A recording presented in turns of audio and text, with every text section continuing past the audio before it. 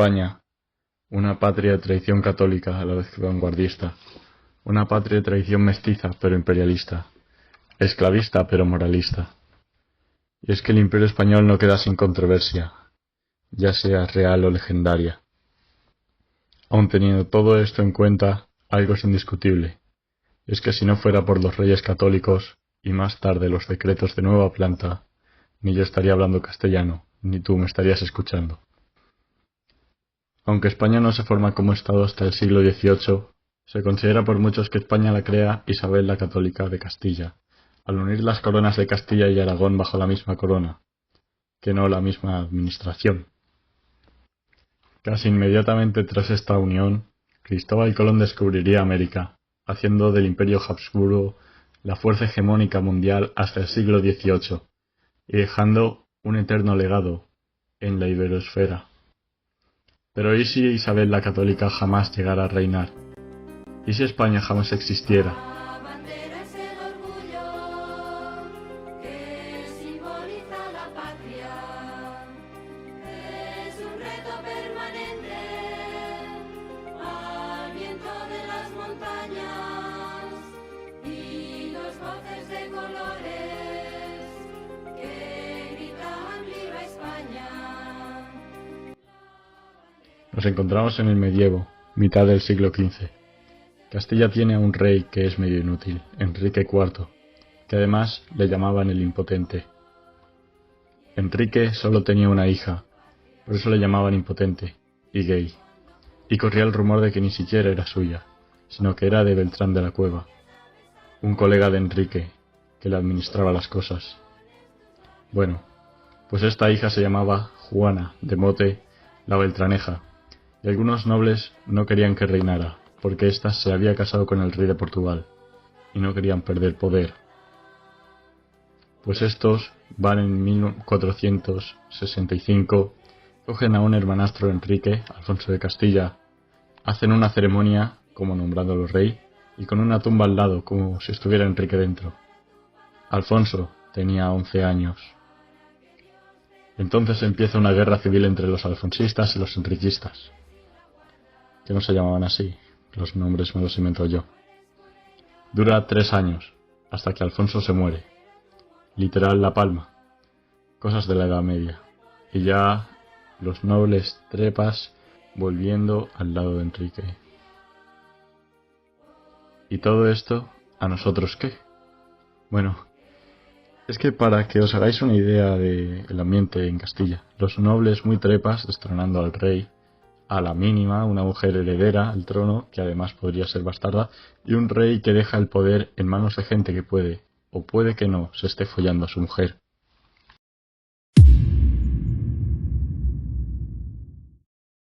¿Pero por qué es Isabel la Católica y no Juana la Católica? Bueno, es que Enrique nombra heredera a su hermana Isabel, para apaciguar a los nobles. Va en secreto a casarse con el rey de Aragón, Fernando. Entonces, Enrique dice: ah, pues ya no eres mi heredera. Y ahí tienen un pique. Pero Enrique se muere en el 74, así que da igual. Algunos pensaban que lo envenenó Isabel, pero no se sabe. Entonces comienza de nuevo otra guerra civil entre los partidarios de Isabel y los de Juana. La guerra civil enfrentaría a Castilla y Aragón contra Portugal, los leales de Juana de Castilla y Francia. La guerra se extiende desde el 75 hasta el 79, así que os lo resumo un poco. Portugal entra en la guerra porque Juana estaba casada con el rey portugués, ¿recordáis? Y llama como aliado a los franceses, teniendo cuidado de mantener buenas relaciones con sus aliados ingleses. Al mismo tiempo, la gente que apoyaba a Juana eran los mismos que habían hecho la farsa de Ávila. Vamos, que ya os imagináis el tipo de gente que eran. Un año dentro de la guerra, Isabel y Fernando reclaman el trono de Portugal, y por cosas de dinastía en las que no me voy a meter, porque prefiero mantener mi sanidad y la vuestra. En el 1476 hay una tregua para intercambiar prisioneros, en la que las tropas castellanas aprovechan para reagruparse y a partir de la cual Francia se implicaría más en la guerra. En 1479, tras diferentes derrotas por parte de los portugueses, Los dos bandos se reúnen para negociar la reinstauración de las relaciones entre Castilla y Portugal, incluyendo el matrimonio de la primogénita de Isabel con el heredero al trono portugués. Portugal mantiene el monopolio sobre las costas africanas. Una indemnización a Portugal por la guerra. Y por supuesto, Juana la Beltraneja da el visto bueno al matrimonio entre Isabel y Fernando, cuyos descendientes reinarían sus reinos.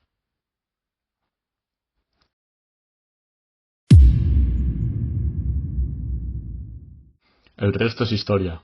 El matrimonio sería con posesiones en los Países Bajos.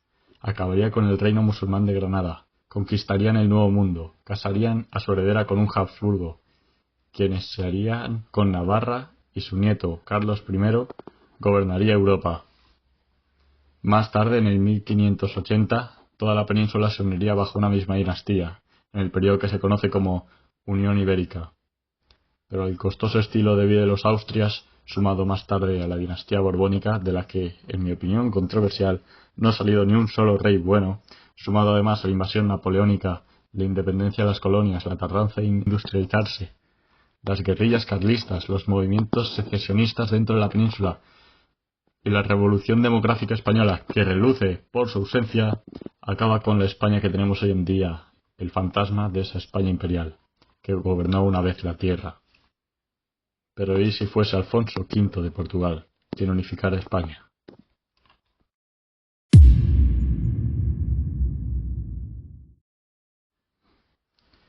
La cosa es que la guerra se podría haber evitado, ¿sabéis? La misma Juana propuso que para elegir a quién sería la nueva reina de Castilla se hiciera una especie de proto-referéndum. Digamos que esto pasa, y que pueden votar todos los estratos, los nobles, los campesinos. Obviamente, los votos de los estratos más bajos estarían influenciados por coacciones de sus señores. Pero de todas formas, Juana gana la votación. Tal vez la corona de Aragón entrara en guerra, de todas formas. Pero ahora tenían mucha menos legitimidad y perderían la guerra. Así que nada cambiaría. Para hablar de las consecuencias, será mejor que vayamos reino por reino, empezando por...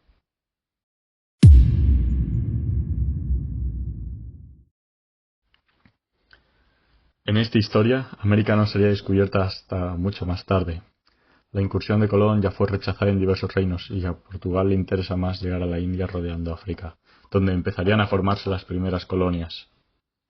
La colonización de África empezaría años antes, con Portugal en cabeza. Les veo creando colonias importantes en Sudáfrica, Mozambique, Madagascar, Tanzania y en el Cuerno de África, Sierra Leona y Angola, además de la actual Sri Lanka y Puertos Indios. La economía portuguesa crecería al basarse en la obtención de esclavos de África, los cuales serían explotados en la India, además de cobrar a los barcos europeos que paren en sus puertos. Sin descubrir América, el reino íbero no llegaría a ser tan poderoso como en nuestras épocas, pero sí conseguiría importancia. Mientras tanto, en Castilla, la nobleza daría problemas desde el principio, y tras costosas guerras, poco a poco sería reemplazada por oligarcas portugueses. La cultura castellana sucumbiría a la portuguesa. Los reinos de Granada y Navarra mantendrían su existencia por más tiempo, pero inevitablemente acabarían siendo absorbidos por los portugueses. El término España sería sinónimo de Portugal.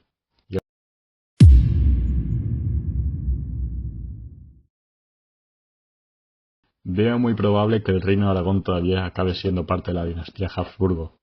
A Aragón le interesa tener un aliado fuerte para combatir a los franceses en Italia. Las colonias de los Países Bajos muy probablemente consigan su independencia bajo un rey Habsburgo, antes que pasar a ser parte de Aragón. Esto tal vez les mantendría católicos. Las guerras contra los protestantes, franceses y turcos durante el reinado de Carlos V probablemente acaben de todas formas en victoria, aunque más costosas. Aragón, al comenzar la era de colonización en África, tal vez se aventure a adquirir territorios en Túnez, Algeria o Libia. Aragón parece un reino insignificante, pero en esta época estaba en su edad de oro, sobre todo la ciudad de Valencia. En un escenario de decadencia de los Habsburgo, como el de nuestra época, podemos asumir que Aragón caería en manos de los Borbones.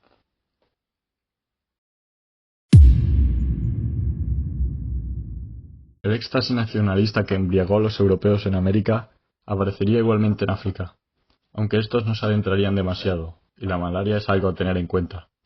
Las incursiones europeas en África no serían de carácter duradero o expansionista, sino simplemente puertos de donde descansar y adquirir esclavos. Aunque la malaria sería estudiada desde mucho antes, veo muy difícil que se encuentre una cura tan pronto como en el siglo XVI, pero sí que se inventarían otras medidas para evitar a los mosquitos. La cosa es que la crisis de la malaria sería también algo positivo a la ciencia y la medicina, avanzaría mucho más rápido que en nuestra época. El primer país en descubrir América seguiría un destino parecido al de la España imperial, pero el punto de mira seguiría en África y la India, donde las inversiones ya eran provechosas y seguras. Portugal conseguiría una flota envidiable, tal vez incluso mejor que la inglesa, y adquiriría su propio estatus de poder mayor. Aunque la decadencia de los imperios en Iberia sea inevitable, incluso en esta historia, es interesante pensar en cómo cambiarían nuestras vidas si no hubiese sido por los monarcas católicos. Si te ha gustado el vídeo, dale like, y si quieres más vídeos como este, suscríbete. Deja en los comentarios historias alternativas que quieres que haga y tal vez aparezcas en el próximo vídeo. Saludos.